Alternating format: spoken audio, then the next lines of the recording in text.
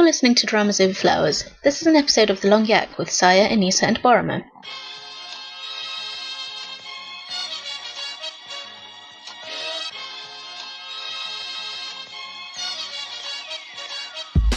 Hi, I'm Saya. In this episode, we'll be looking back at our month of dramas new and old. Join us as we discuss the good, the bad, and the appallingly mediocre. You can find transcripts for The Long Yak on our blog. Check out the links in the description. And as always, huge thanks to K-Drama Daydreamer for working so hard to bring them to you. This podcast is a project by fans for fans. If you want to be a part of making that dream grow, there are a whole load of ways to help. You can share our episodes on fan sites and social media, you can talk about the podcast to your drama-loving friends, or you can leave a review on iTunes or whichever app or platform you use to listen to us. And if you want to help us keep our lights on, you can check out our Patreon page at patreon.com/dramasoverflowers. Finally, you can get in touch with us with your thoughts and ideas. We're always reading the comments on YouTube and Drama Beans, but you can also tweet at us at dramasoverflow or email us at dramasoverflowers@gmail.com. And that's it from me. Belt up and enjoy the episode. It's called The Long Yak for a reason.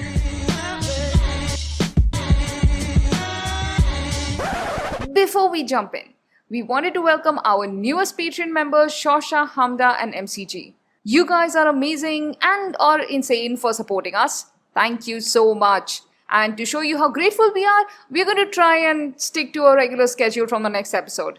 Though, no promises. Alright, on to the episode. So I thought I needed.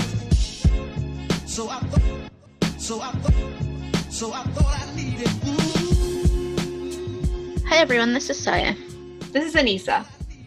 And this is Boromir. So how's everyone doing? It's hot. School is out, so I actually have time to watch dramas. So I have more to contribute this month, which I'm excited about. Sarah? Well, I've been cheating on K-dramas by watching other stuff. Some of it, even shock horror in German. Crazy. A thing I haven't ever done before. But yeah, what can you do? Season 2 of Dark came out, so I am sitting here with my mind shattered into 10,000 glittering, screaming pieces, and trying to figure out how I can wait until next year. This is why I watch K-dramas, because I don't want to wait till next year. I know. Yeah. Although I'm waiting for Signal, so I guess that failed. Yeah. I kind of cheated too, I guess. I mean, I watched a few Chinese dramas, which I haven't done in a while. I watched this one on Netflix called Well-Intentioned Love. And another one called Jenmole and I, because I was trying to look up historical fantasies, Chinese historical fantasies with happy endings, and Jenmole and I is supposed to have. Do those exist? I didn't know you had to do that. Do those exist? So, yeah, they exist. I have watched 4 of them, and 2 of them are actually worth watching. So. Okay, yeah, The problem please with Chinese recommend. dramas is that they have such a long episode count that it's hard to make that. Yeah, I commitment. know. So I'm about 30 episodes in with Jenmole and I think I still have some 20, 25 episodes to go, and it's just I'm so exhausted right now. I love the drama, but things keep happening, and I know that this, because there are it's one of those dynasty spanning things. There are wars happening between countries, and there is this strategist from one clan and a general from another clan who are very clever people who often tend to find themselves on the other side of the war from each other, and they're basically strategizing to defeat each other. But they know each other so well that they can pretty much anticipate each other's moves, and it's like they flirt through battle, and it's people are dying, but they are scoring points. Okay. But it's kind of fun and really romantic in that whole, epic saga way. But on the other hand, people are dying. So, yeah. Okay. Well, I'm already exhausted enough by the wars instigated by my own country in real life. So, yeah, those are. But hey, and then I started watching Well-Intentioned Love, which because Netflix kept recommending it to me, and I was like, fine, I'll watch it. And it's such a head spinner, man. I couldn't stop watching it, but it's so problematic. Isn't it like really messed up? Yeah, this is what I've heard. I heard people like raging about it. I mean, I saw them. So here's the thing, you know those, and this is like a very, it's a Sundre trope where you have this rich guy, usually in a higher position of power, sort of using his power to manipulate the heroine into a relationship with him.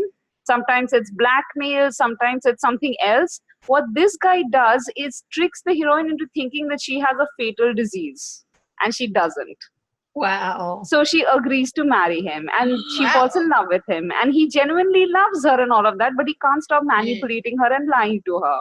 So that's the Is that actual love? What's the happy ending to that? the happy ending is that if you have the patience for it, is that she finds out, and for a period she hates him, and she makes him suffer and basically draws him through coal, and he promises not to do shit like that, and then But he's kind already of done doesn't. it. How do you undo that? For me, it's all about how it's represented.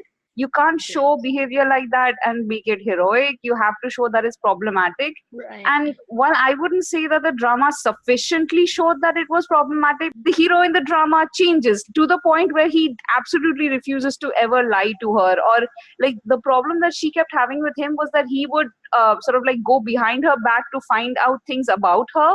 Like he would have people follow her and stuff like that. And he stopped doing that to the point where if she wanted to not tell him anything, he would respect her boundary, which was shown as the character development for the hero. So I'm all for that, except I'm not, even when the hero was doing shit things like lying to her, he was not exactly shown in a bad light. Like we all knew he was doing something wrong, but we were already geared towards forgiving him because the actor playing him played it in such a vulnerable way. Like he's so in love with her. The show is still telling you, but this is the hero. He's not that bad. He doesn't really. The show is telling you that, like, listen, he's had like a rough childhood. He's been brought up by this autocratic father. He doesn't know any other way of. Okay. I mean, it doesn't excuse people, it. except Yeah. exactly, that's my point. It doesn't But yeah. excuse it. So you have to show it as like a really bad thing, which Yeah. the drama doesn't. But I couldn't stop watching it because damn it, these two were so cute together, and they were married for majority of the drama, and that's one of my what do you call it, catnips, like those contract marriages. Me too. Don't tell me this. I don't want to be like So bamboozled. it's a contract marriage drama, and the thing is, it's super sweet how they fall in love with each other. So it's like, damn it, like I know the premise is problematic, but their relationship is so cute, and at no point does their chemistry ever lag. Like towards the end, though, some really bizarre shit starts happening because it's something like I think like 25-30 episodes. So like he loses his memory at one point, and like she gets kidnapped, I think twice or thrice. And this stepbrother from somewhere pops up, and it just a lot of insanity happens, which makes you forget what the initial premise was. We always complain that 16 episodes is too long for a rom-com, but like 30 episodes, this does not need to But be. Saya, you have to understand something. In 16 episodes in Korean dramas, a lot is happening. In the first 16 episodes for a Chinese drama, you barely. I find them you just so have slow, fluff. which is why I have a hard time watching I them. also, I have to agree with that. I find them slow too. Yeah. So should we start with the Korean dramas? I guess we should. I like how you managed to sneak the Chinese drama in. Well, if we're talking about non-Korean stuff that we watched, then I have to mention Always Be My Maybe, because Oh, you watched it? I watched it when it came out. Actually, I don't really watch movies during Ramadan usually, so I watched it like on Eid, the night before the night before Eid, the night of Eid. Yeah, it was cute. It's like really cute and funny, and it's just really bizarre and amazing to see Asian Americans falling in love. Right. No, I really like Randall Park, but I'm the main lead. What's her name? The Ali comedian. Wong. Yeah. So I've watched Ali stand up before, and I haven't found her super fun. It's just her like her genre of jokes are not my thing. Yeah, I don't love her stand-up, but she was really charming and really funny in this, and it's like a tiny bit TV movie because the director and the writers worked mostly on TV before this. But I didn't mind. It was like such a charming rom-com, and the cast of characters was really interesting and charming, and the two of them were adorable together. And it was so many like small details of like growing up as a kid of immigrants, and it showed how they've had like very different experiences. So it wasn't like one Yeah. like, only had one experience. I mean, you can just see the attention to detail and how like everybody takes off their shoes before they go in the house, and like the food and the relationships, and so that was really nice. It was a very happy experience to watch. Oh, also Keanu Reeves, best cameo I've ever seen in my life. I'm not going to say anything else because like that would spoil it, but you should go. Keanu Reeves is everywhere now. Yeah. Also, the song during the end credits, I was dying. Like, listen to the end credits. Watch the end credits. Okay. Yeah. So that's Done. it. All right. So, shall we get back to Korean dramas, guys? Yes. You must. And we start with Angel's Last Mission, or My One Love, Dan. Are you all up to date? I haven't watched the latest episode. Like, so I've watched up to the end of episode 10 and or 20, depending on how you're counting. Is that yesterday me or today's? too. That's last I week. just watched yesterday's. Oh, okay. Oh, yeah.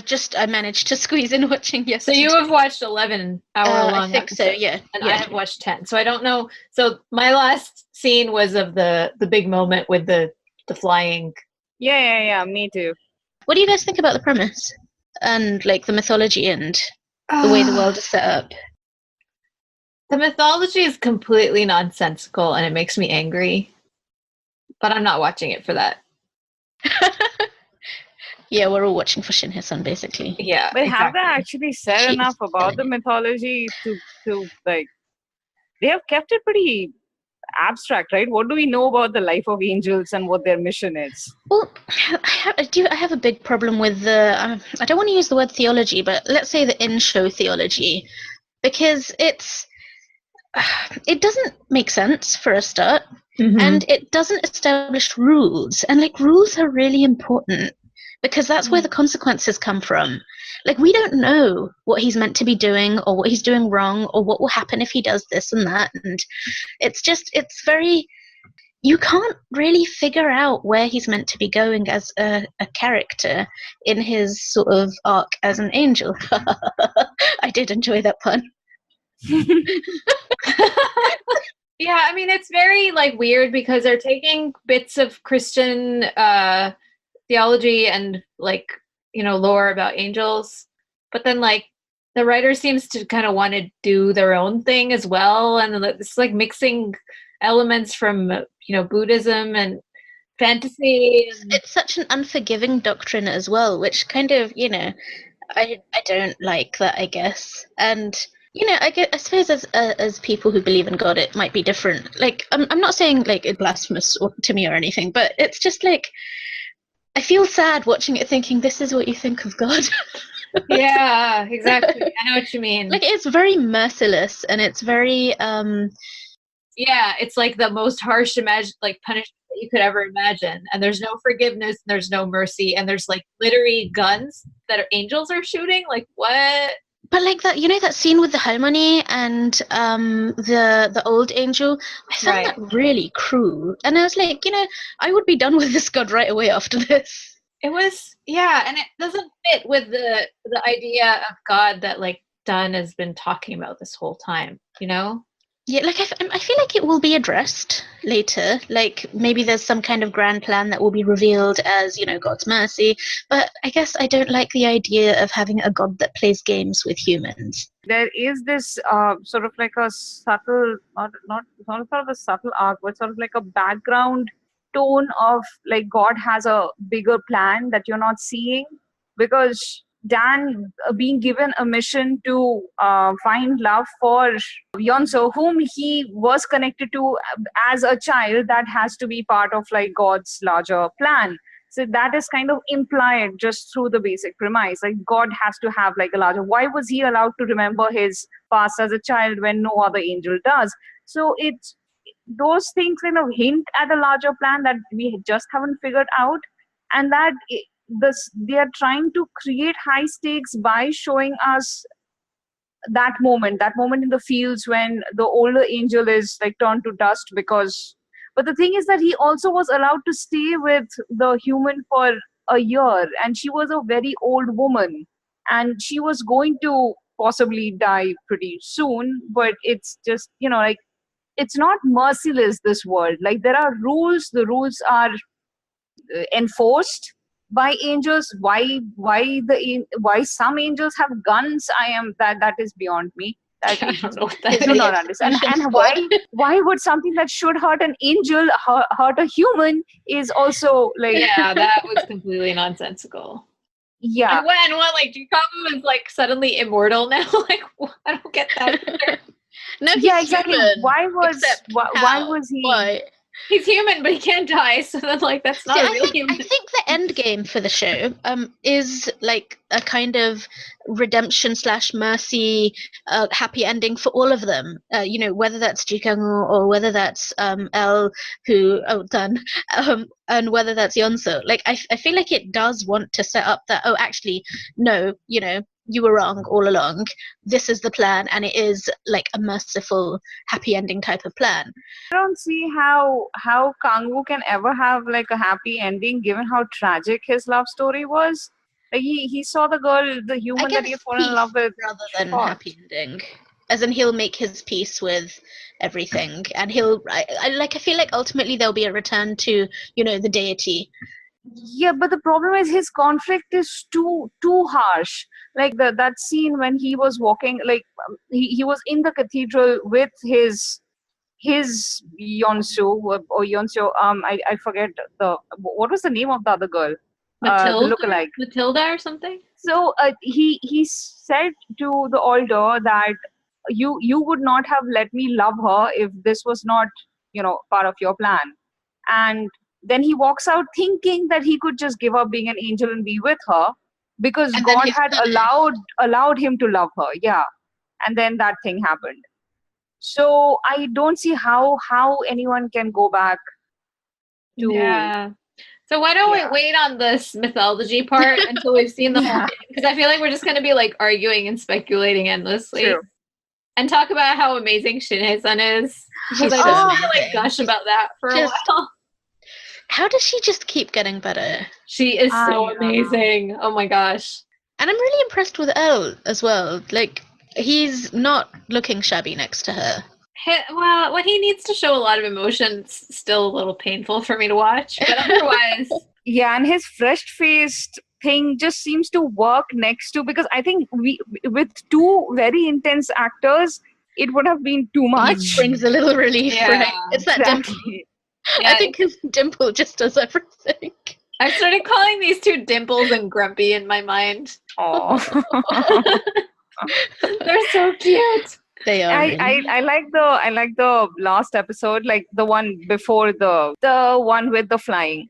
Because I'm sorry, I burst out laughing with the flying.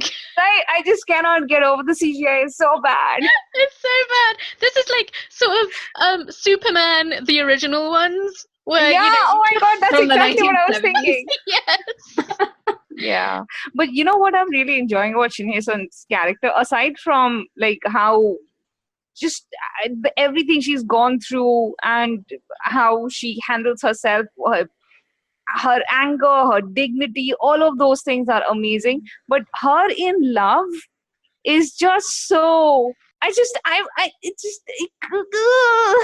Yeah, it's such It's- a fully realized, interesting, like intense, adorable. Yeah. They have that one scene in a recent episode where they're sitting, I think, at the atrium or something, like next to a lot of plants. I don't know what that is. And she kind of like, she's trying to ask him, where did you go off to? What's your secret? And he's kind of like fudging and like hemming and hawing. And she kind of pulls his chair closer. And she's like, you are the most important thing to me. And that's just because it just. I loved that. And then he was like, I'm fine, I'm fine. And she's just like, you're not fine, give me a hug. Yeah. His face was just like this tiny ball of just like, and he's like, oh, yeah. I love that she knows herself so well, and it showed like the way that Shin Hye-sun plays this character is showing a character who knows herself like to the deepest degree. Yeah. And it's like it's amazing. I do not know how she does that or where she gets that from. I also really love the ballet stuff. I think like where the mythology really doesn't work that well for me, the ballet stuff really works well, and even the metaphor of Giselle and the like her playing out this play where the main character is lying to her and she's being betrayed by it, and while that's like kind of playing out in her real life where he's keeping this huge secret from her. And then they have this one scene where she's like talking about how she would feel if the other person was lying to her, and he was saying, well, like maybe he did want to tell her and he just like couldn't find the right timing. And she's like, but if you don't tell her, that just means that you don't trust her love. Yeah, I love how it's like a way for them to talk about their own relationship. Yes, and it's such a like big repudiation of noble idiocy, like not telling the other person something quote unquote for their own good just means that you don't trust them to like be there with you if you actually like are real with them. Mm-hmm. So it's like you're trusting yourself more by deciding that you're going to make the decision on behalf of both of you. So I love that. I'm so happy that somebody has finally said that in a drama. Gosh. Yes. Yeah. That is amazing. But here's the thing, I don't quite understand what Dan is thinking. Because on the one hand, I don't want him to be a noble idiot and like walk away, which I think he's most likely going to do next week. But the number of times he's walked away, I'm actually really annoyed. Yeah, but matlab, he came back, right? Last week. How many times is he going to keep going and coming back? Good question. But he does have a really epic dilemma because it's not so much because right now he's thinking that the worst that can happen is I'll be turned to dust. And Yeonso's heart would be broken, but at least this way I can be with her for a little while. He thinks that's the worst that can happen. But Kang-woo could tell him at some point that the worst that could happen was you would stay alive and she would die. Mm. And if that is put to him, there's no way he's going to stay with her.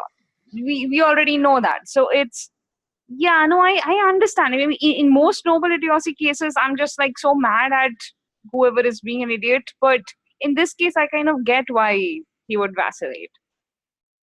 I just find it tiring as a viewer to watch a character apparently flip-flop even if there's good reasons. It's like even if narratively you can understand the reasons, when there's so much back and forth in the main relationship, it just like makes you feel tired. Like you're tired and you start not caring as much because you're like, well, he left, but he's gonna come back anyway. So like, it damages the impact that like if you sort of hold them in reserve and use your comings and goings like exactly, well, then they have more impact. But if you're just like willy-nilly throwing them around, it's like couples who like every time they have a fight, they're like, I'm gonna divorce you. I hate to bring that up, but it's just I know that there are couples like that, but like the 10th time, or like sometimes you see couples who are like, every time they have a fight, they're like dating and they're like, fine, let's break up, and then they break up, and then like a week and later then they're back together again. There's like no impact anymore. Yeah, it's an endless like it loses its meaning. Exactly. And also because she doesn't know anything. Like as far as she can see, this dude's coming and going. That is really annoying me at this point. Like she needs to find out like ASAP. I really want her to know. Yeah. I do too, because right now she's been passive for too long, and her character, it just doesn't suit her character to be passive. Mm-hmm. She's always been taking like active steps, like she's been taking control of her life in whatever way she could, and like Dan's put her in a spot where she is just passively waiting for him to decide, and that's just not working. Ooh, I was totally shocked to find out that it wasn't her aunt who was behind all of the death what's it called? The murder attempts. I was like, I did not expect that. I didn't expect I expected that. Like we've already seen how psychotic the aunt's daughter, the older daughter is. I thought she was sort of picking up the slack like recently. I didn't know she had gone so far back. Since the dinner party on the boat, I kind of knew she was Yeah, exactly. And plus the aunt had a conversation with Runa where mentally she was like, did you try to kill her? Like she's asking that, like she's looking at her daughter and isn't able to verbalize it. But she's like, did you cause the accident? Like she's asking, like she's thinking that in her mind. So by that time you already know that the aunt isn't like primarily responsible. Like even though she did that horrible thing where she wouldn't let the cornea donation happen. But that was the extent of her evil machination. What the daughter did was literally try to have Yonso murdered and did cause the death of somebody. Pretty sure she killed her parents too. Yeah. Oh dear Lord, what? Do you see what I'm saying? The like her parents died under mysterious circumstances, and like now that but wasn't Yunsu like 17 or 18 when that happened? Yeah, but Runa was very older. young. Still was older. In her 20s. Yeah. Oh Which is dear plenty Lord. old enough. Yeah, exactly. This is how scary she is. And the scariest thing right now, because this is a minor spoiler, Anisha, is that how her motivation, Runa's motivation, is entangled with Nina's inability to have any confidence in herself. Like the more Nina hates Yunsu, the more Runa is motivated to hurt Yunsu, and it's just it really makes sense, but it's yeesh. With the Nina character as well, it's like, they keep on saying it, like they keep blasting it in your face. Oh, she's so kind, she's so nice, she's so sweet. She's not kind. She let that kitten be just left on the street and drive. That's not kindness. What kind of kindness is that? She's not nice. She's just not. Weak. She's insecure. Yeah, and insecure and weak. But I feel like they want us to think that she's the way that it's like presented to you is like they genuinely think she's a nice girl. I think my issue with this drama overall, is that like apart from Yunso, who like is amazing in every aspect and like the way her character's written, everything, but everyone else, not so much. This writer doesn't give me confidence that they're gonna finish the story in a way, or that the characters are gonna have like the kind of arc that is gonna be satisfying at the end. So I sort of understand what you're saying. Yeah, like where in some senses it's rare to not know what to expect, and in some senses that's nice. But on the other hand, it also just makes me feel like this writer doesn't even know where she's going or where this story is going to end up. And like, that's not inspiring a lot of like confidence. But she does make it worth it. Who? The Shinhye-sun does make it worth it. I'd watch this till the end, even though the rest of the performance fall apart. Yeah. So the writer also wrote Lucky Romance. Which one was that? That was that one with Hwang Jung-eum and Virginia. Yeah. Oh, the really bad one that everybody hated. Yeah. Yeah. Any final thoughts? Yeah, I know you like the ballet stuff. I like the ballet politics, and everybody else in the ballet corp is obviously very talented as dancers. But Shinhye-sun is so obviously like she seems to be a trained dancer, but like she's more of a sort of like she's more into performance arts than she is into actual dancing. Like I mean, she's clearly not a ballerina. She doesn't have a ballet background. And the thing is that she's supposed to be this amazing ballerina, and the way they show it is by doing this. And it's frustrating. It is really frustrating. Like, just use body doubles to show some stuff, man. Because there have been like I think about half a dozen episodes now that we haven't seen anything, and I'm forgetting that she's supposed to be this amazing ballerina. Because Nina, on the other hand, does do her own twirls and stuff. That actress is a ballerina. Right, she is an actual ballerina. Yeah. So it's just like she's supposed to be not as good as Shinhye-sun, and while Shinhye-sun's performance is epic, like her expressions, like in that the competition thing, her expressions are amazing, which is great. But she did not do. I don't know, man. I don't know much about ballet, but none of that was even remotely related to ballet. It was completely performance arts. I mean, never mind. I'm just saying. I just like, as a layman audience. As much as I love Shinhye-sun, I was wondering why they didn't cast someone like Wang Ji-won, who does have a ballet background and is a very good actress. She would have been really good in this role. Yeah, she would have done that whole spiky, And I want her to get a lead role already. Yeah. Yeah, So- but the thing is, just if you guys remember the opening scene, they did use body doubles and do like the dance segment so that it seemed as if Shinhei-san was dancing. They But could if have they done had- that a lot more. Maybe it's a budget thing. I mean, or if maybe they it's had... a live shoot thing. Oh yeah, it could be. If they Okay. wanted to have an actress who was a good actress and also did ballet, Wang Juan is definitely Yeah, a good exactly. choice. Okay, so I want to talk about Perfume, which, like, I think I'm the only one out of the three of us that watched it, but I watched Yep. one episode, and I was very, like, hesitant about this when we talked about it last month, but it's so much worse than I was expecting. It's the worst. It's the, like, any type of, like, full body makeover drama or movie that you have watched or can imagine, like, this is, like, the worst incarnation of that. So, like, the character is played by Ha Jae-suk, and she's like an older woman. She's heavier, endlessly mocks her appearance, her weight, her life. It starts out with her, like, basically her husband is cheating on her, and she just, like, is about to kill herself, but as revenge. And it's also, like, played for laughs that she's suicidal, and it's like really weird. And then, like, suddenly she finds this magical perfume that makes her her into her young, skinny self again. And then she goes to this, like, fashion makeover. No, sorry, it's Shin Sung-ruk's, like, premiere of his fashion show.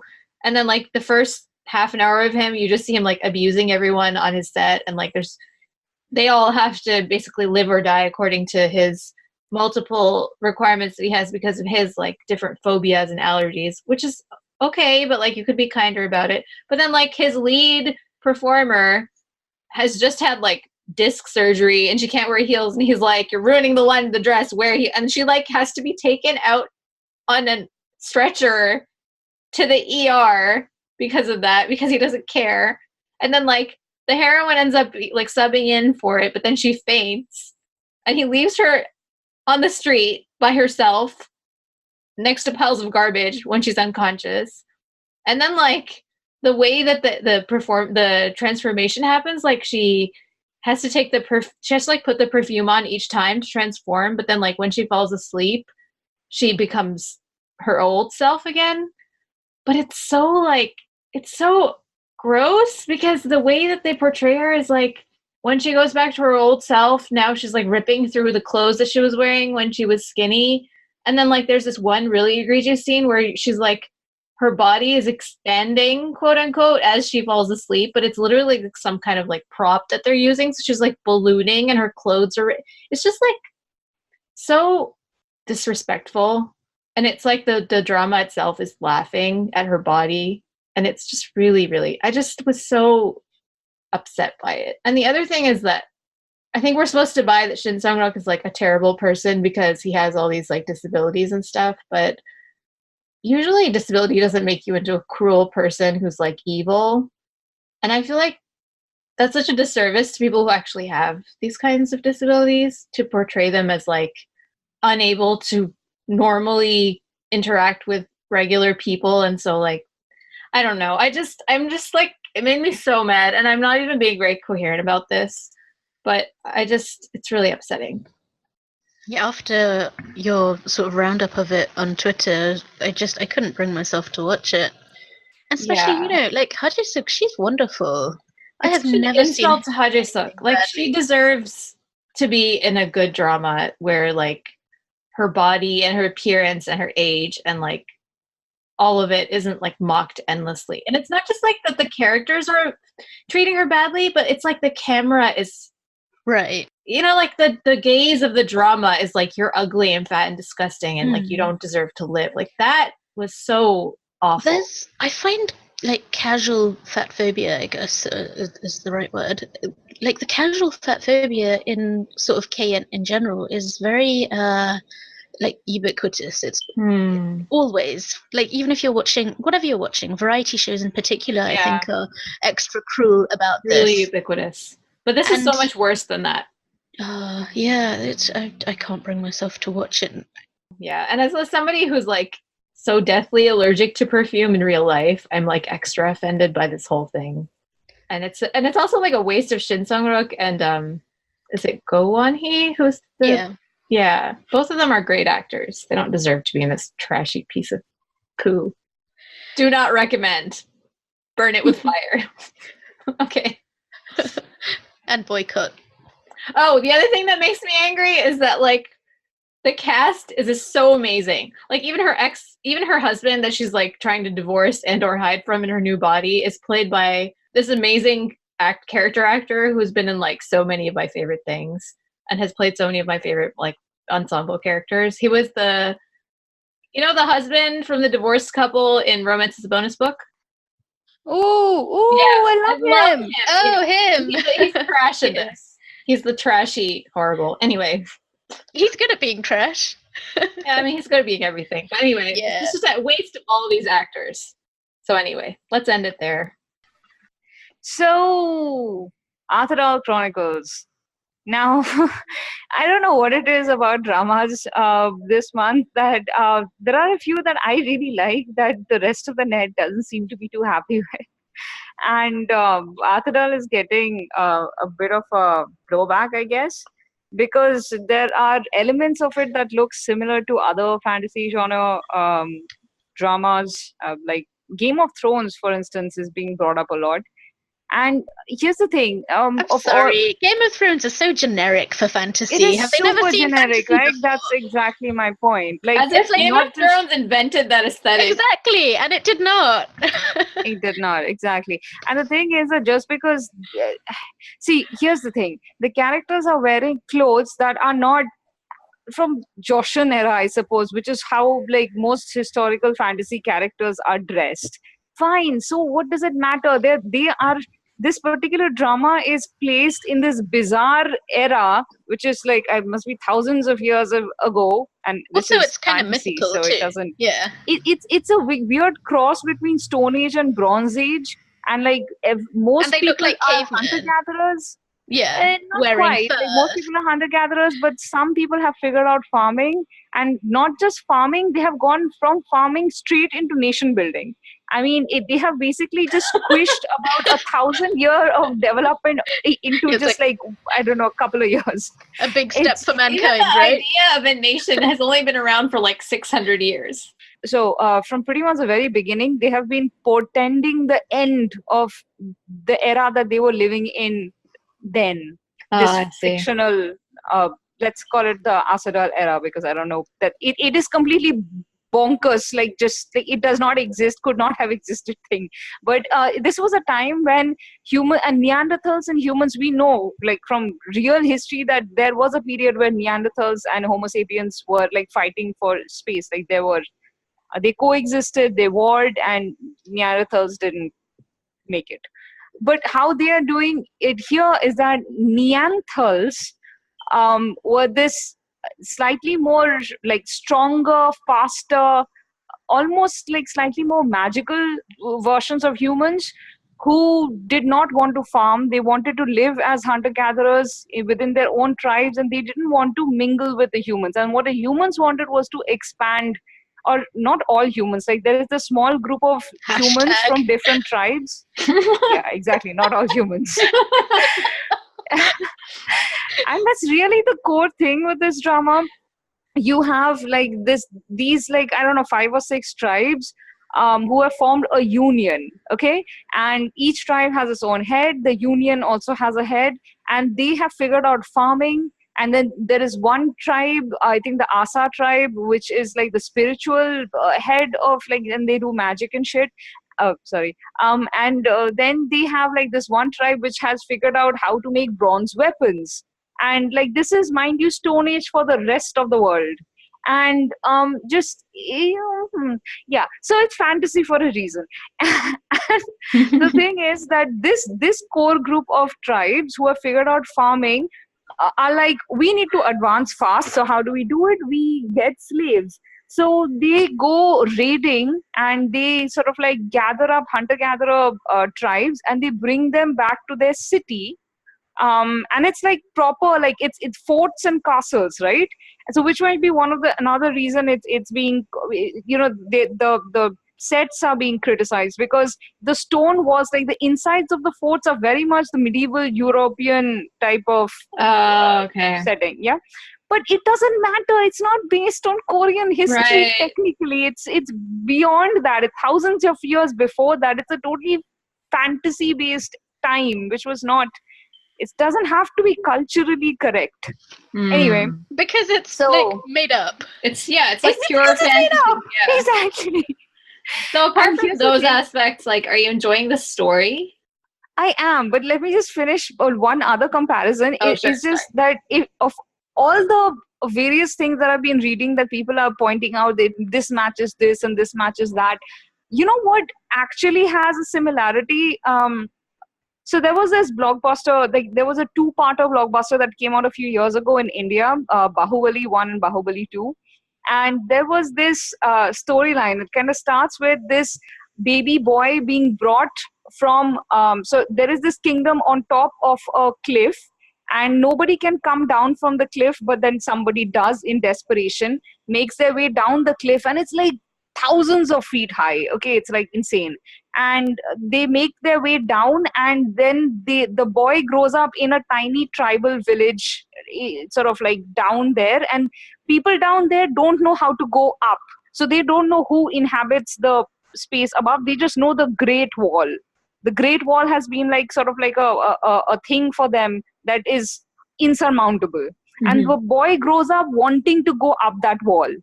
That's his ambition. That is a lot like what happens here with Song Joong Ki's character, Yoon Song. Yoon Song is brought down from that wall, from up. He was born on top, he's brought down below, and he grows up in this tribe, sort of like adopted by this tribe, and he grows up there, and he knows that he needs to go back up. And if anything, I would be like making comparisons with Bahubali here. But it doesn't matter just because an element of it is similar to something, some other fantasy genre story. That just does not mean a thing. Okay, rant over. How I love the story is just, I love it so much. Look, fantasy done well is a matter of like pride for me. Like humans have so much creativity in their brains, and I admire the brains that came up with this, simply because they're commenting on so many different things. One is the whole slave trade thing. Like every advancement made by the union, the tribes, the tribal union you have who live on top of that cliff, they are raiding and pillaging and bringing back slaves, and it's on the back of those slaves that they are creating these enormous contraptions. Like they managed to get down that cliff by making slaves do the labor for them. So it's making those comments. So and Yeon Song's entire arc is that his tribe gets kidnapped, I suppose, and taken up to that land, and he has to go rescue them. And that's his arc. But that's not the end of it. There are also destinies at play. There are magical forces. There are prophecies. There are legends and myths. And the heroes here are superstitious. There are things that they believe in. Tanya, who's played by Kim Ji-won, she is clearly Yeon Song's love interest, but also she has her own destiny. She's been brought up believing that she's going to be the head shaman of her tribe. But she doesn't have any of the shamanistic things that are the signs that should have happened by now have not happened for her. So she questions her own destiny. So she has her own arc. She gets kidnapped with her tribe, but then they manage to free themselves. So she has to figure out how to survive in a new place that she does not understand at all, because her tribe is like a hunter-gatherer tribe, whereas now she's been brought into a city where there are merchants. By the way, as an aside, there was this hilarious moment, and I love these people for trying to be inclusive and bringing in like people from various parts of the world. So there is one moment when Yeon Song is entering the thriving sort of like fort city, and there are like merchants from various parts of the world, like, and this is almost like Silk Road era, okay? Because anyway, so there is this dude So they speaking don't in have Hindi. a handle on their time periods, basically. Yeah, exactly. This dude is speaking in Hindi, all right, Oh, and which is fine. That's and he's cool. basically saying, "Move the horses. Like it's time for my business. You're delaying me." That's fine. But then he says, "Arey ghore ko side karo yaar," and side is an English word. And I'm like, Oh man. dude, didn't anybody vet his dialogues? Did he just have to come up with it himself? Yeah, it's true. They just told him just do something in your I language. mean, I loved it. I know that practically nobody else would notice it, but like for me, it was like an Easter egg, and I'm like, ah. That's kind of great though. It's great, and it keeps getting better. So you know that it's divided, I think, into 2 or 3 parts. I've just watched the first part. I think I'm 1 episode short of the ending of the first part, and Yeonsom here has come into the city, Fort City. He's trying to figure out the current politics in it, and because there are various tribes, they're all vying for the position of the head of the union. But the one who ends up there is this guy called Tagon, played by Jang Dong-gun, whom I haven't seen before, but he's amazing here. And Didn't you watch Suits? I have not watched Soup. Oh no, Suits. Suits. I thought you Suits. watched. Oh, Yeah. this was the guy from Suits? Yeah. He does not look anything He's like got like wigs and makeup, right? And furs. I guess, but also he's buffed up. He's an Like amazing dude's actor. got he's buff, yeah. So his character and also Yeonsom's character, they're hybrids. They're Neanderthal and human hybrids, which is something that humans look down on and kill on sight. But Tagon has become a very powerful man in the union, and Yeonsom has figured out his truth. So he's trying to it's very interesting watching Yeonsom, who's like at least 15 years younger than Tagon, try to figure out politics. He's a very young boy. He's always been like living amongst forests and stuff, and he's come into this city state and he's trying to figure out the politics of the place so he can save his tribe, so he can get them out of slavery safe and bring them home. But he doesn't know anything about strategizing. However, the way he's slowly starting to enjoy the game of he's trying to do something and it's failing, but he's learning from it, and next time he's doing it better. So it's fun to watch. And then just in the recent episode, they introduced another character, which I can't go into because that would be too much of a spoiler. However, my point is that I am loving everything. And one of the things that you really love about this drama is that every character, they have a lot of characters, easily like over 24 characters who actually each of them have character arcs. And because they know that you would forget them, every time they come on screen, they flash the name. Nice. And it's very helpful. It's super helpful. I wish every saga did that. Right? Oh, damn right. This is 50,000 man, minutes. it's amazing.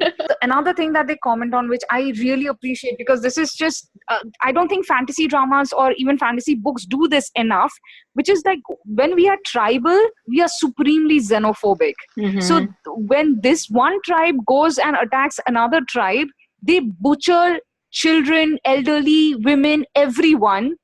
And then they come back home and then they are celebrating sort of like brotherhood and friendship and family. The same people are doing it.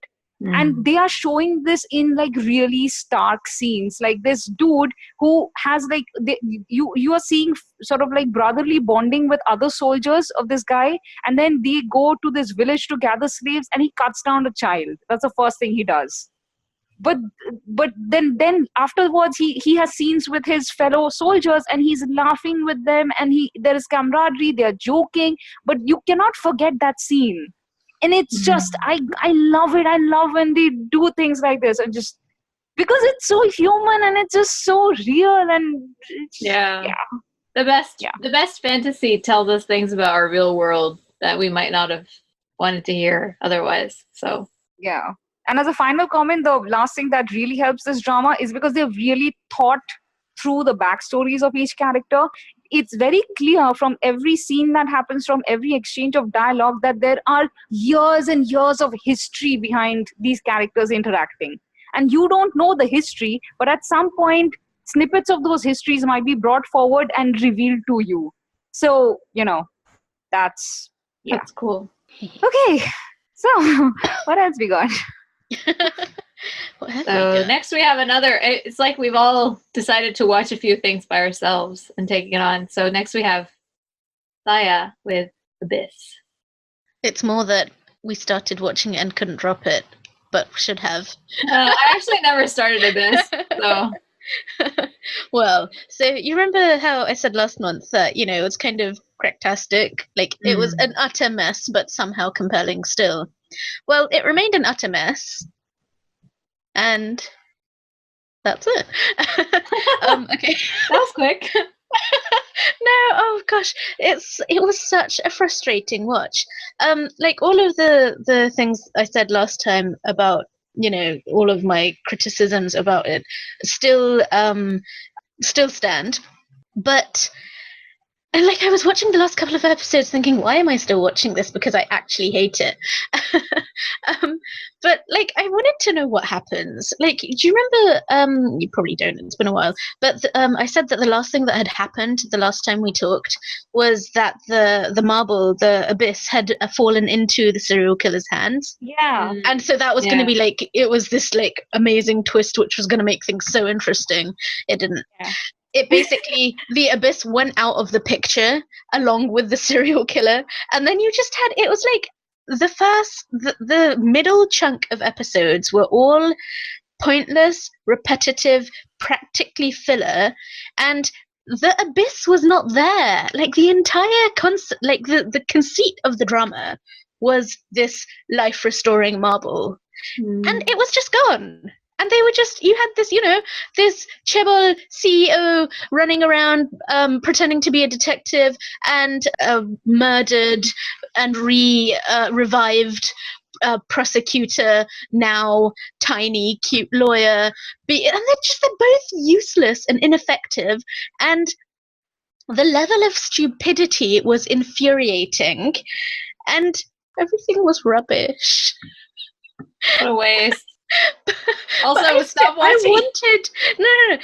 I was smart here, so like I did fast forward a lot, and I also just sped watched it. Like I would speed it up to like 1 point. Like at one point, I just made it at double speed just to keep going through. And then like you're getting towards the end, and you like, you know, big climax, everything, and then they just randomly put in like, you know, the serial killer is on the loose. By the way, it's another serial killer. It's not the original one. There's a second one. What? Yeah, exactly. Okay. Coming out of the woodwork. Yeah, I mean that was a like a good twist, except you had been primed for it like 3 episodes ago, and they discover him and like unmask him and know who he is for like 10 episodes or something, but they still can't catch him. And you're just like, your level of incompetence is astounding. And what's wrong with you all? And while these serial killers are running around, they're having these like deep romantic moments where like they're having their just, you know, yeah, of course you can have romance in times of tragedy and all of that, but it was just so incongruous in terms of tone. Like they would have, there was a point where Park Bo-young has been abducted and she's like lost in a freezer somewhere, except he doesn't know that, and the only person who can tell him where she is the murderer, and he's just been like killed in a hit and run by someone else who is his victim, also not a murder victim but a victim of his crimes. So there he is lying like, you know, on a dock with his brains bleeding out, and what does what's his name do? He's like, oh no, I have to revive him. Look, you have a marble that can bring people back to life, okay? If your girlfriend dies, it's fine. You can revive her with the marble. Look for her slowly. Let the dude who's killing all the people die. It's okay. And if she dies, you can just revive her. That's the whole point. And it was But so she annoying. might come back not so pretty, no? No, because at this point they will only come back, like they come back in the form of their soul. After your first death, she like this that's is the convenient. that she will be. I'm she will have tired forever. just listening to this. I have Yeah, to be honest. and Okay, it was I very. have it was one so question. repetitive. Yeah, go on. They never go back to their original bodies, do they? No. So what was the freaking point of setting up that conflict to begin with? Well, in Like episode the whole 15, like pretty person not wanting to be with the person who's not considered to be like good looking. Well, And it kind of inverted that. So the idea there was that, oh, now the ugly one is hot and the hot one is ugly. In drama land. Except there were none of them were ever ugly, so Yeah. there's no impact. There was one very saving grace, which is Ishion, who is always amazing and stole the show. He was brilliant, like beginning to end. He was great. So good. There was that, and also there was they did introduce this fun element with so when Park Bo-young came back in her what is it called, girl next door body, the non-glamorous, non-hot one. Yeah. So she actually came back resembling a sombe of hers.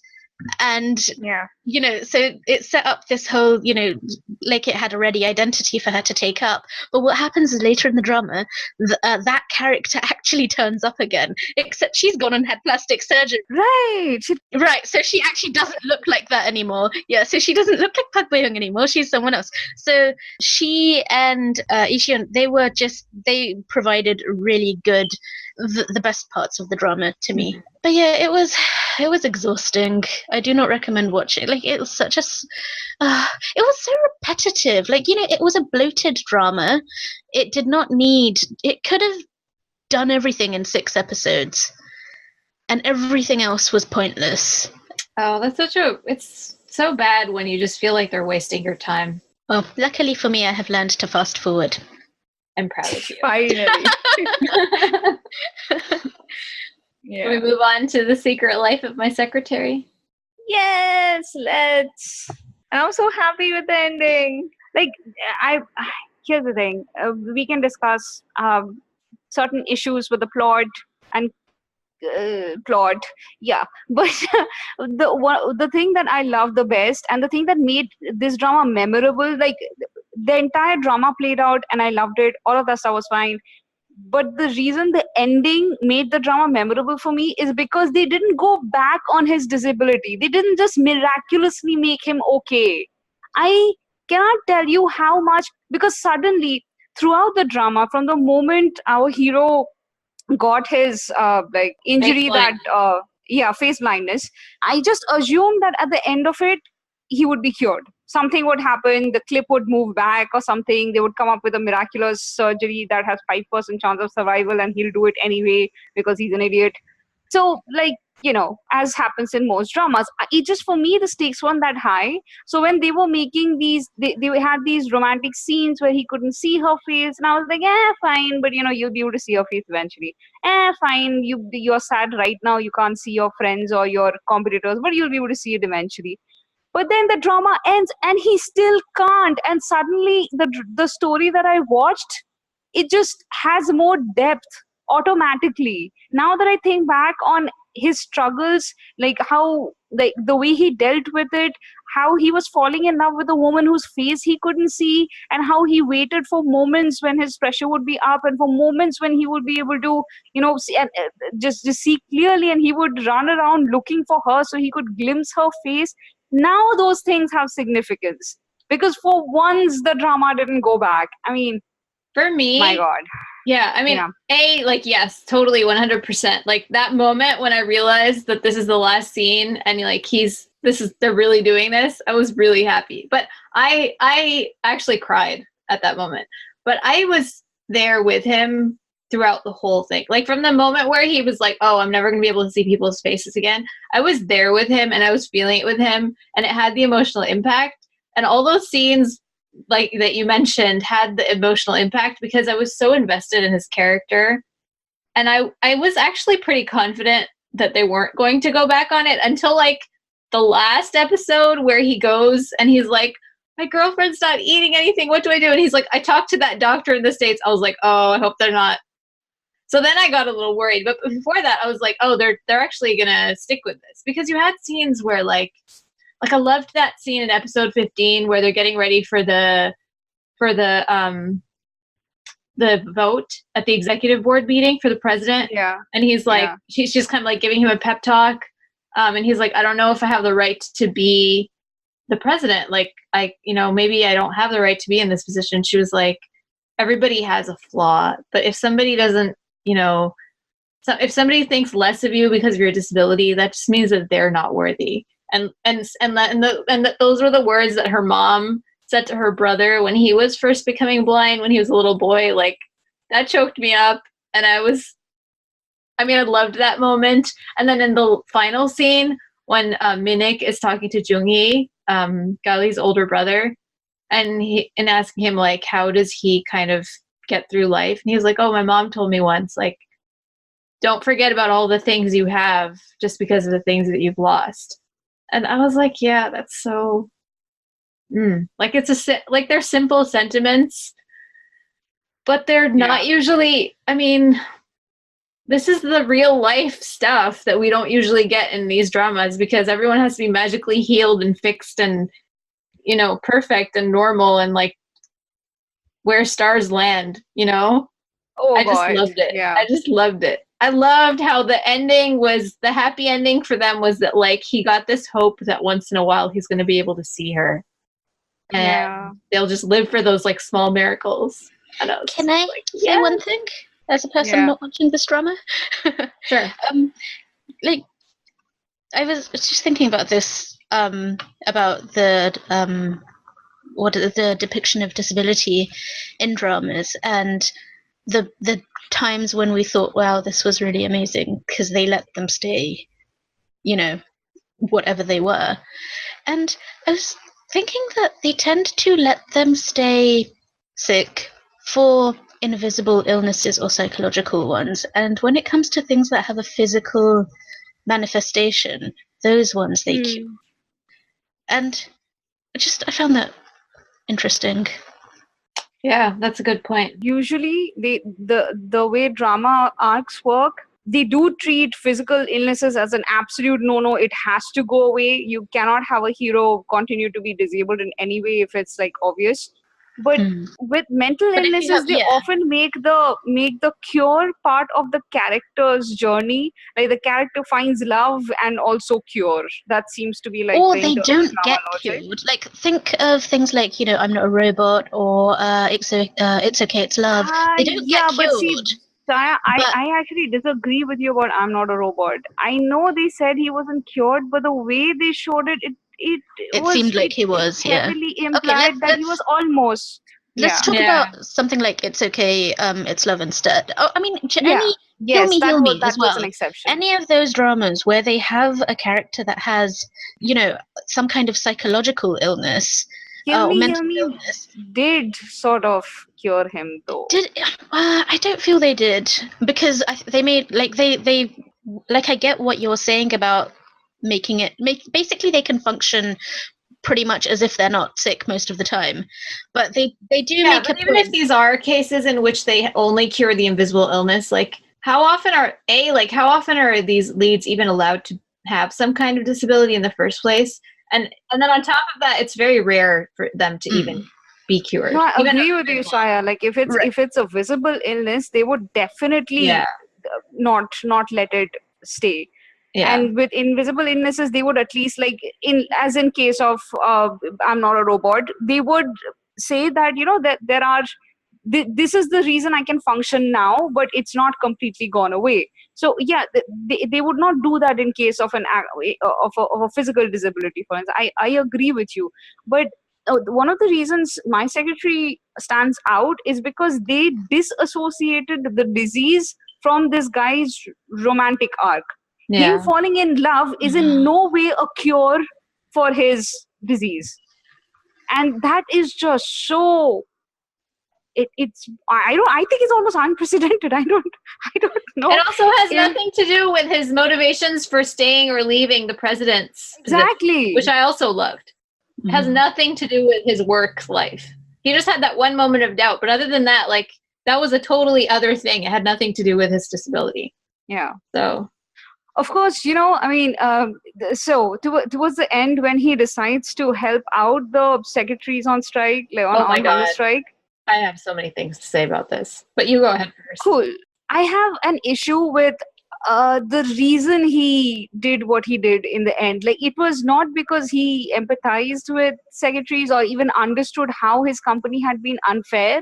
His motivation seemed to be solely because his girlfriend wasn't eating for 3 days and she had a cold, so he needed to stop that somehow. So he decided to help out the secretaries as well, because I guess they had been treated unfairly. Yeah, that was really, yeah, I did not like anything to do with anything about the secretary storyline.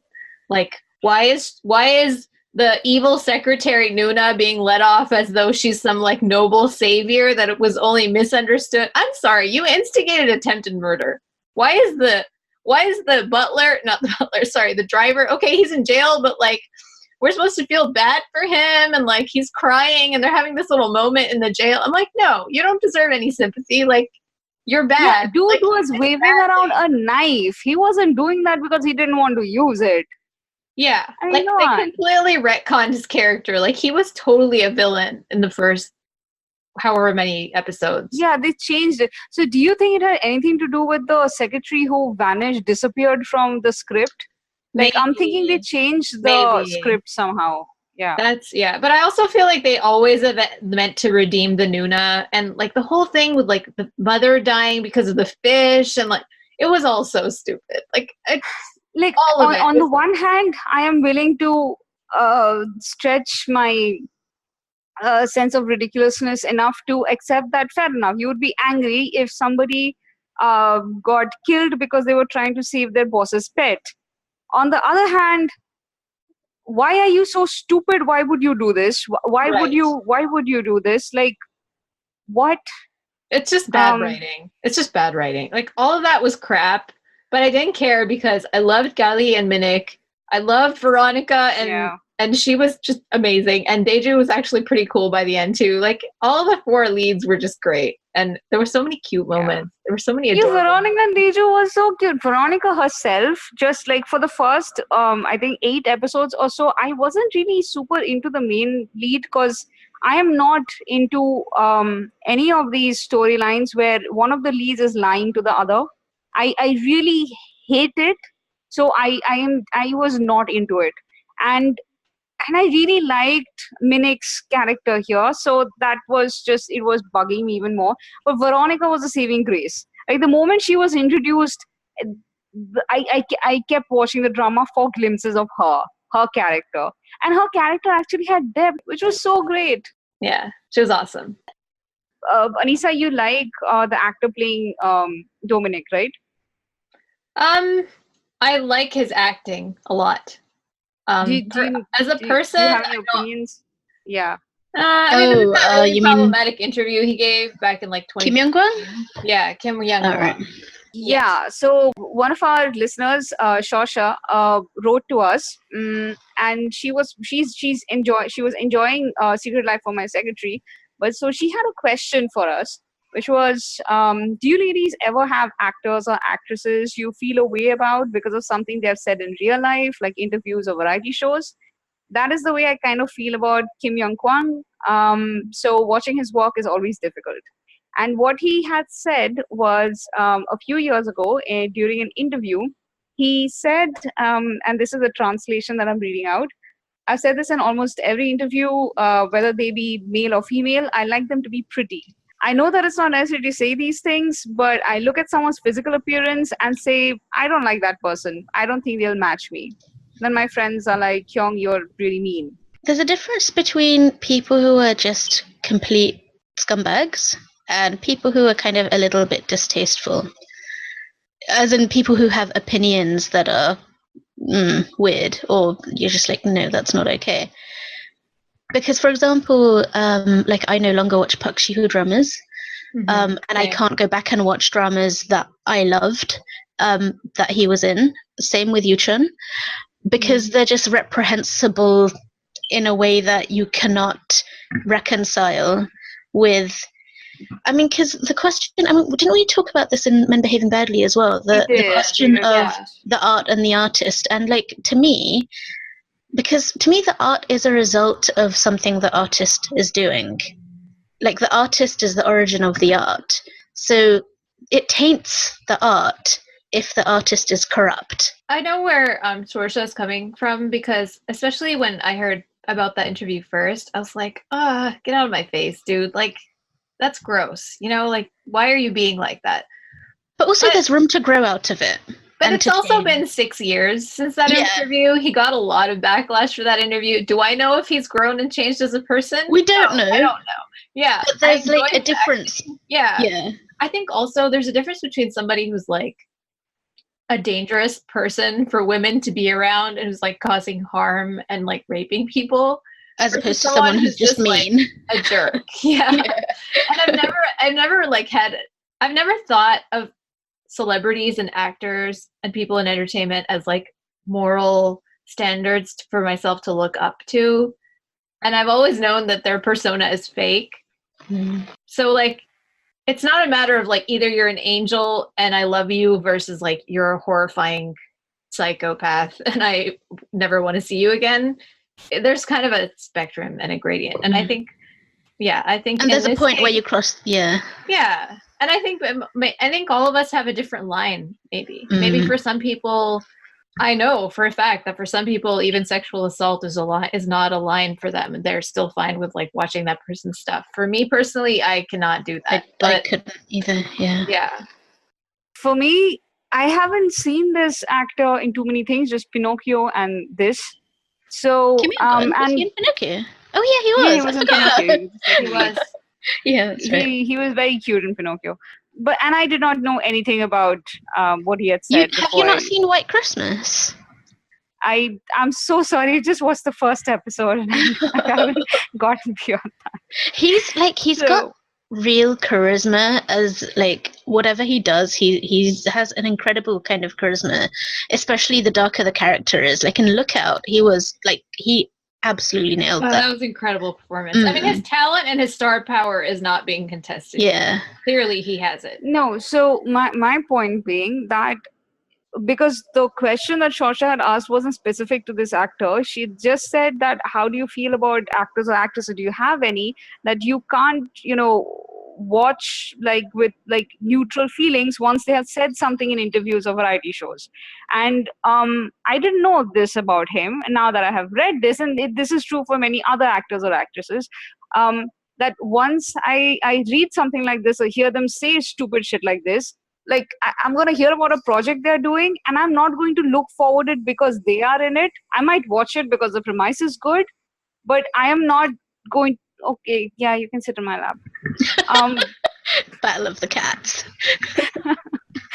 But I'm not going to specifically watch it because they are in it. Like I have actors whose projects I'll watch because I like them as people as well. Like I like their performance, and I don't know, or rather, I don't know any harm of them. They haven't said anything stupid publicly. Yeah.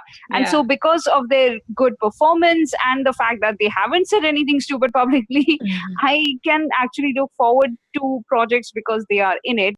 I agree with you. There are actors who are just like, they just seem like lovely people. Like who's that one who's been the one who like consistently keeps speaking out for refugees' rights, and he's an amazing actor. Like I love him. I just love him because of that. Like it gave me that like extra little Jungwoo-sung. That's his name. It gives me an extra bit of like happiness when I see his face. But then there are other actors who like only know their work.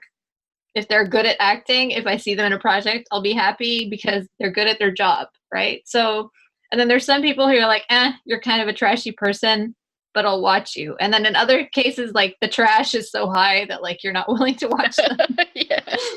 I can't think of another actor. Gay actors are very, what is it called? Restrained about what Very exactly image they say. Yeah, exactly. So it's kind of an exception for a comment like this to sort of slip anyway. And again, it's also reflective of the society values as well, isn't it? If you were talking about, the Perfume and that kind of image shaming and body shaming, like it's an acceptable opinion for him to have. Like I remember when that came out and I engaged in sort of the fandom conversation at that time, and people were like, well, so what's the problem with that? I'm the same. And the thing is, like, you had a lot of honesty from people in that they were like, yeah, I do that too, but it wasn't the kind of good honesty. It was a kind of, and what's the problem with that? It was an interesting conversation, and I think with Kim Young-won, I'm kind of over it now because it has been a long time, and I've seen Lookout since.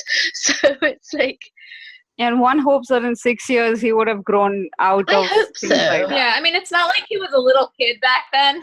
He's what? He's like 31 years old. So even back then he was 25. So, but yeah, like you guys said, I don't think there's like a really solid line. And sometimes it's just on your gut feeling, you know? And I think that's okay. We're watching this for entertainment after all. If somebody doesn't make you happy, like, why are you Don't watching watch them. Yeah. Exactly. So, yeah, thanks for that Okay. question, Shorsha. Okay, now search www. So, Parama, Well, you want to start talking about this because I've been kind of hogging the mic. you haven't, but yeah, sure. I love it. I was a little bit slower to fall in love than I think some other people were because let's be real, the directing can be a little obnoxious at times. Like it's very self-indulgent. But everything else is so great that I don't care. At this point, I'm like, whatever. So you use a lot of like dreamy Instagram filters on the romantic scenes. Like, it's okay. I think the romantic camera angles you're talking about, the soft focus close-ups, the diffuse lights, the weird swinging camera motion, it's just all of those things are almost exclusively kept for the romantic scenes. And for the rest of the drama, it's like they have a different cinematographer altogether. Right, which is why Because it's so everything like is very jarring. clipped and like and the angles are awesome. Like just they have those generally, especially when the women are like facing off with each other, or just the camera actually does a really good job of like ramping up the tension. But the Agreed. moment the Park Mugan comes into the scene, Tammy's entire world seems to suddenly dissolve and go out of focus, and jazz music starts playing in the background. Yeah, I mean, I'm not saying that I don't know what the director is going for. I'm saying it doesn't really always work for me because it's so drastic. It never works for me. Yeah, The thing is that the romance is really not a distracting. primary plot point for me here, and I wish the romance would just stop or go away. I I just actually don't keep it in mind the romance. I just feel like it's taking place in a different drama because of the directing. Yeah, right. It's a story totally is the different same. drama altogether. Yeah, Because the main drama that we are watching is amazing. It's Oh so my good. god. Yeah. I mean, these three women, they are so cool, man. All three of them are power brokers. Their decisions change how search engines work in their country. They are so smart, and they're balancing each other out. They're arguing with each other. They're keeping each other in moral check. And maybe it's a wish fulfillment, but like this is the kind of wish fulfillment fantasy I want to watch. So Oh I my don't god, mind. yes. You know what the thing is? That this thing has been tagged as a fantasy. So you have comments in different web portals trying to figure out which aspect of this is fantasy. The fact that there are three power broking women who are like sort of frenemies Not and like only they're just that, the three main women, then the CEO of Unicon. Apparently Oh. the head office in the US is head by a black woman. That was awesome. Yeah. The Yeah, that evil was. CEO chairman with the white hair that's like moving all the chess pieces is Yeah, that's also the mother-in-law. yeah, and she's like scary as heck. Like she is terrifying. Right? Yeah. So I mean, like all of the main actors that would normally be Oh, portrayed and by it men- never feels forced. Like No. there are so many dramas where when you have a lot of women in the cast, sometimes it almost feels like they could have like how do I put it? They could have cast a man, but instead they cast a woman. That there is no. It's not that they were trying to be neutral. It was Yeah. tokenism. Yeah, it's But either that kind here- of tokenism or it's like a stereotypical, like two-dimensional, strong female character, quote unquote. That Yeah, has no exactly. dimension. Yeah. Exactly. Whereas these women, it feels like they had worked their way up the rung, the ladder of the corporate world. It feels like it's just incidental that all of these powerful positions are filled with women. And it's not like they are just women. There are plenty of men around and they are important, but it's not. But the story that we are being told are from the perspective of these specific women. Yeah. So it's not like they are the only power brokers in their world, but they are important in what they're doing. Their job, their decisions are very important, and often they are the most powerful players, and they are the smartest ones. Yes. Yeah. And not only that, what I realized while you were saying this is that usually even though, like, you know, we talk a lot about how K-dramas are mostly written by women and we're getting women's stories, but even then, like, we usually get, you know, like the heroine's perspective and the hero's perspective, and it's kind of like an equal, you know, we get the story from both of their sides until eventually by the end of the drama, both of them are kind of looking at everything from the same perspective, and it kind of and they have a childhood like past backstory. Well, not necessarily that, but I'm just saying, like, in terms of their point, like, it merges almost the same way that, like, as they fall in love and become one, so does, like, the storytelling, which works well, especially if it's the romance is the main idea. But, like, here, even though there's a romance, the main perspective is these women. It's mostly actually between Tami and Hyun, you know, like, it's like a rom-com, but of their friendship. Like, they're the ones who got the meet cute. They're the ones who, like, sparks fly the first time they meet. They're arguing with each other. They're bickering. They're getting closer. They're starting to understand. They have problems with the way the other person does things. They fight. They make up. They call each other when they're in a bad spot. I love it. I love it. It's the main relationship in this drama. I like a side player. Yeah, I don't even know what like, am I supposed to be rooting that hard for Tammy's relationship with Park Mo-gun? I mean, he's cute, but sometimes he gives me serial killer vibes, so I don't know. How does he always turn up exactly when she needs, like, support? I mean, he just turns up like Jack in the Box. I mean, like, how does he always know where she is? Especially when she's in, like, an area that has no cell signal and she can't call. Exactly. And she can't take his call, but he turns up. How? Does he have a GPS tracker on her? Like, how? So that was weird. Anyway, but yeah, that is weird. But in the most recent episode, though, I feel a little better about Park Mo-gun because he's acting like an actual 20-year-old in love. Like, sorry, 28-year-old in love. I think episode 7 was actually my favorite for all the characters. My gosh. Aww. I totally agree. Hyun is life. I love Hyun. Oh my god, Janghyun is just, I mean, Ida has been, I have loved her since, like, I Hear Your Voice. Agree. But she is just, in the last year, and then again this last year when she was in that one, the one with the other Emin Ki drama. Oh, I didn't watch that, but I remember you saying that she was really good at beautiful, something beauty inside. Yeah, I remember you saying that you really liked her in there. Because she was this powerful CEO who fell in love with this younger man who hasn't figured out his career yet. So he's jobless, basically. And she's basically the chaebol heir in love with, like, the candy, you know, the young candy guy. So great. So great. And it was, and it's not like she ever abused her power or anything like that over him. She's very respectful of him and his decisions and all of that stuff. So it's like, you know, the chaebol candy thing done without the power imbalance thing becoming a factor. So it's, I really loved her character there. And she was doing that cold chaebol who can't, like, is not in touch with her feelings. That guy. That's what she was playing the typical those second lead type. Yeah, it's great to see that as a woman, like male second lead. Like in any other drama, she would have been the male second lead. I loved her character there. And here, this character is like the role that she's been waiting to play for, like, the last 5 years. It's so great. I wish she was the lead. Like, I really like the actress playing Tami, but I don't think that she, like, her character is interesting, and also her moral dilemma, like the way she. So okay, let's move away from Ida for a second and talk about Tami, because she's supposedly the main character from the three amongst the three women. So Tami's character is interesting. Like, she has always been like the one who's checking her sunbae, Ga-gyung. And while Ga-gyung was treading the path of corporate greed and being manipulated by her evil mother-in-law into doing more and more shitty things, Tami was trying to counter those things by keeping her in check. And then finally Ga-gyung turns against her, so Tami leaves the company, Unicorn, goes to Baro, where her frenemy is Cha-hyun, played by Lee Dahi. And Cha-hyun is this interesting, morally upright, very smart, but also in some aspects very innocent. Like, she has a temper and she has a very strong sense of justice.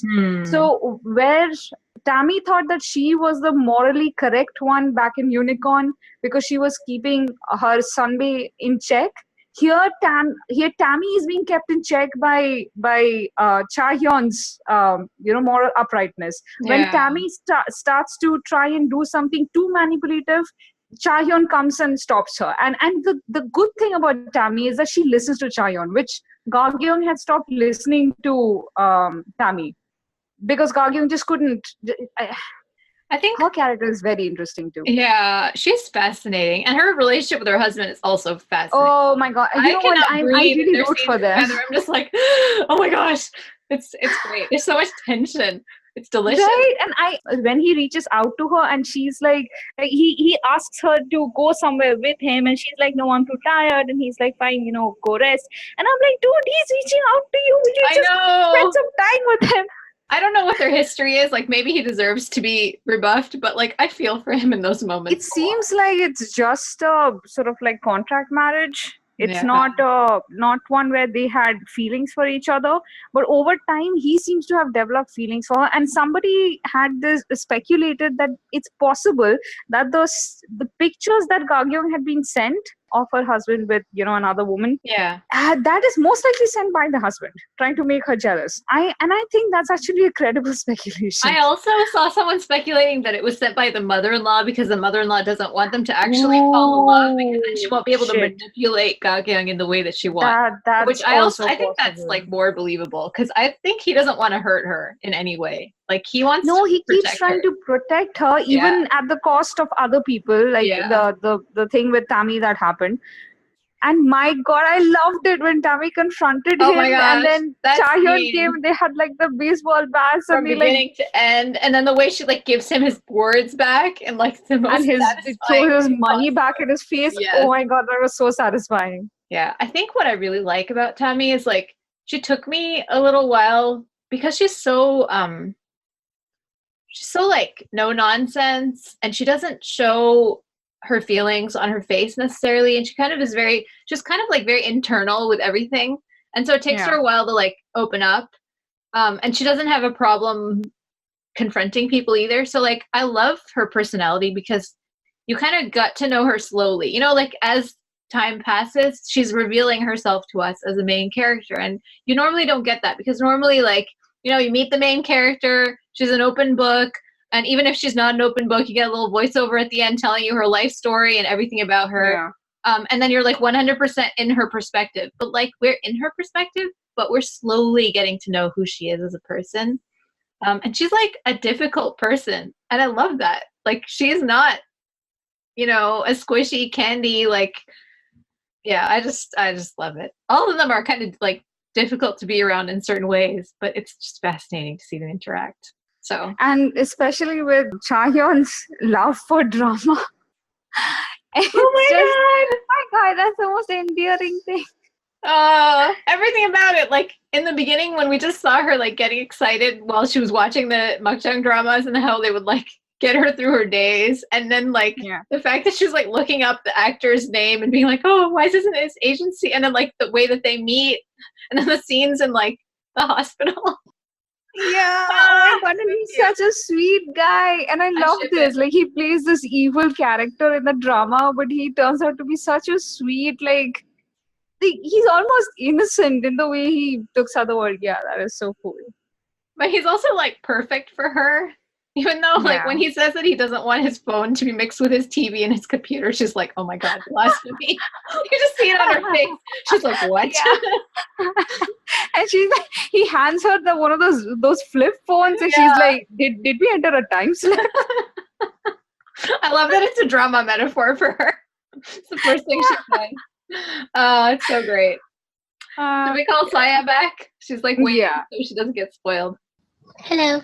Hey. Hello. We finished talking about Search WWW. You sounded like you were having lots of fun.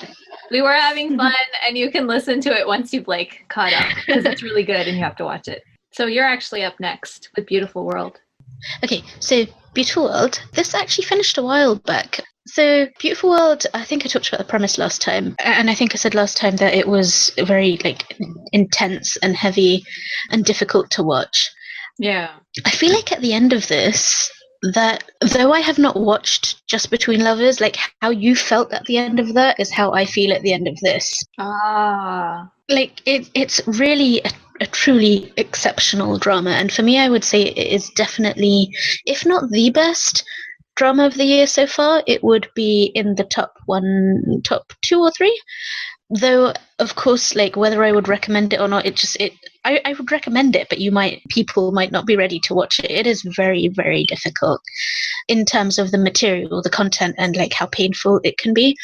But also, once you get into it, the hardest part of the pain is in the beginning. So once you get past the first 4 episodes, then it's like it gets into its sort of mystery, suspense, human melodrama stage. And it's just, oh my God, the cliffhangers on this show are so brutal that for the first time since I've hit my 30s, I did a drama all-nighter, like completely unintentionally, but it was just I'd get to the end of the episode, I was like, oh my God, I was like streaming with like tears and pain and like, what's happening?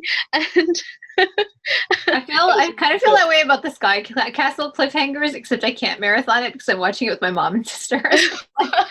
Torturous. Yeah, I actually was thinking that it sounds like it might be quite similar-ish. So that's like next in my list of 20 dramas that I want to watch immediately. You will love it. You will love it. But it's like, as a thriller, it's amazing. Like the pace, there was not 1 second of excess in this show. Like every moment of it counted. Like the main characters, Chujoyeon and Pakisun, the parents and the sister, because remember the whole thing is around Namdarim's accident and like he's in a coma for most of the time. Right. So you've got his parents and his sister who are just like desperate to find the truth about what happened. And the truth is a many-layered thing that, you know, it comes out like a fingernail at a time, and every revelation is somehow worse and more devastating or soul-destroying or just like mind-blowing than the one before it. But also like the contrast it sets up between the kids and the way that they handle everything and what the parents do, like how they facilitate the world that their kids are in. And like it brought up such interesting ideas of, you know, whether you create the monster, like do parents create the monsters in their children, and can they be redeemed? Like, you know, is a kid a monster? I think that was one of the most interesting questions as well, because it's easy to just say, oh, they're evil, and that's the end of the conversation. Yeah. Like there's no more nuance to it. And it brought so much nuance to those questions, because every one of these kids, like there were 4 of Sono is Namdarim's character. Sono had these 4 friends who you learn quite quickly that he was bullied by, victimized by. But each of them played a different role in it, and each of them has a different kind of character.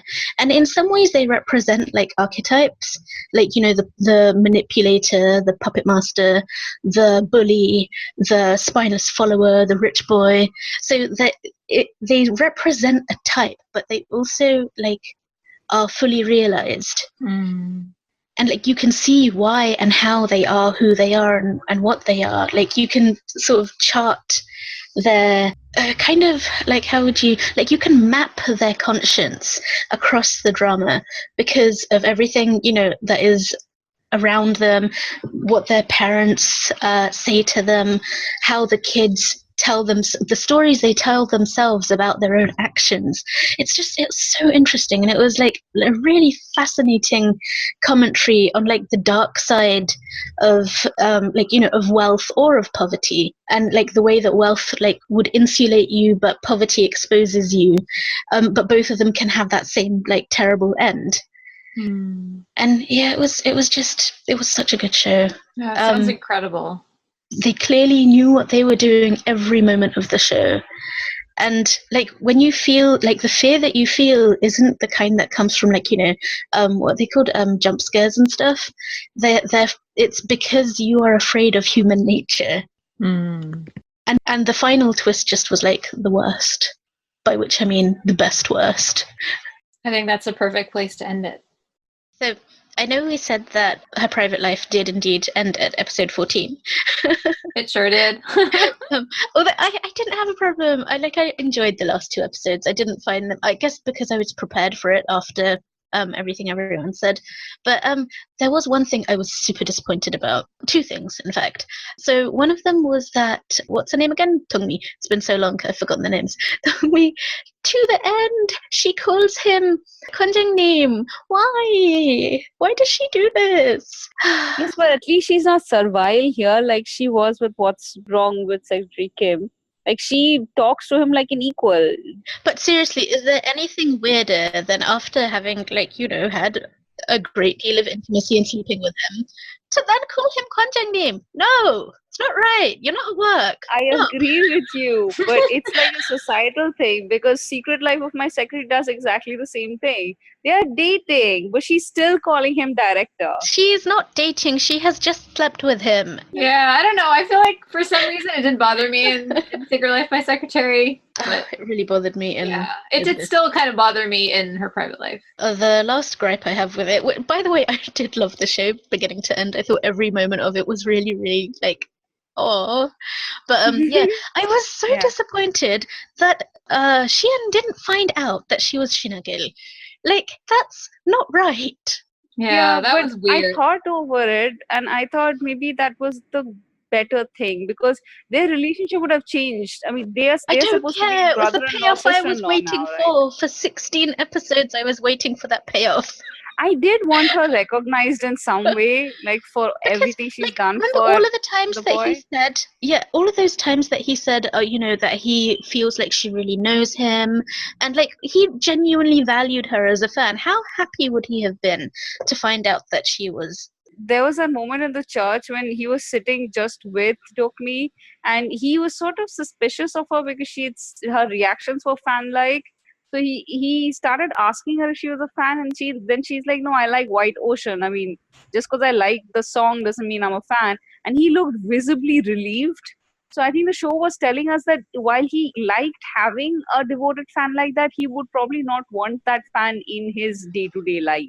And especially not as a sister-in-law. But I mean, she had clearly stopped seeing him in that distant idol way. Anyway, yeah. Yeah, but if that had been the conflict of episode 15 and 16 instead of your mom abandoned, Right, that would have been so much better. That would have been such a nice payoff. like in the last yak, I was actually re-listening to it after I wrote my end of series review, and I was like I had such better feelings about it after episode 14. Like, I loved it so much more. And, I feel like 15 and 16 just made me really bitter about even the things that I did like. Because it just turned every woman in the story into a plot device for Ryan Gold's character development and his trauma and his pain and his healing. And I just was, so over it by the end. So that was disappointing. But up till episode 14, just don't watch episode 15 and 16. Although, speaking of disappointing dramas and the drama that we no longer name, One Spring Night has been doing really well. I know none of us are watching it, but everyone is raving about it, and its ratings are it's best in It its is doing theme. really well. People seem to be really loving it. I'm Yeah. happy for them. I feel like someone going back to an abusive ex. I feel like I want to try it, but talk me out of it. Saya, we just gave you a bunch of other good dramas to watch. Watch Arthdal Chronicles, watch Search WWW. Do not watch. That's true. Okay. I'm actually watching, just give a quick shout out to the other old show I'm watching Time Between Dog and Wolf. Finally, it's a Lee Jin-ki action thriller revengey thing from 2007, I think. The first time he was with Nam Sang-mi. Yeah, I've heard of that one, and I've heard it's really good, but I never watched it. It's also got a very young Jung Kyung-ho in it, so it's it's pretty cool. Oh, to that's see right. his babies. Yeah. And I'm trying to finish Sky Castle with my mom and sister. Don't know when that will happen, but I'll talk about it when I You're finish it. still on it? Yeah. I'm still in the middle of Crowned Clown, which I don't know why I haven't finished. I've been waylaid by other dramas. So, It is pretty intense, and There's a lot episodes going are on in like drama. yeah. Yeah. So, are you ready with the Ajay gag? Yeah, but you're really not going to like it. Do we ever? You're going to dislike this one more. Okay. Given the, well, it will become clear in a moment. So, my wife is leaving me because of my obsession with Star Wars. I said, may divorce be with you. Oh dear. Oh, sorry. I love it. Okay, I got one more. So, an astronaut refused to return to Earth to see his girlfriend. He said he needed more space. Oh, these are good. I love how Burma is enjoying them this month, and I'm just like, Hey, I don't have to guess the answers, okay? I enjoy anything usually when I you're do. always like, oh no, that was bad. Just so that everyone is aware, since this isn't coming out, obviously it's not going to be as fresh when this comes out. This morning, I woke up to the news that you guys sent me about Song Sun couple breaking up. So, Oh, sad news. sad. Yeah. Okay. Yeah. Wait, why are we ending on that note? What? What? I thought this was going somewhere. All right. Well, the ending is be nice to each other on the internet. I'm just laughing at this one more that I'm going to read to you. So listen. Okay. Okay. I saw a man take a gate from the bottom of my garden. I didn't say anything. I didn't want him to take offense. I love this. That's Oh, it. that's so bad. The gate So, is closed. Take offense. The door is closed. We're done. All right, guys. Bye, guys. Bye, everyone. All right.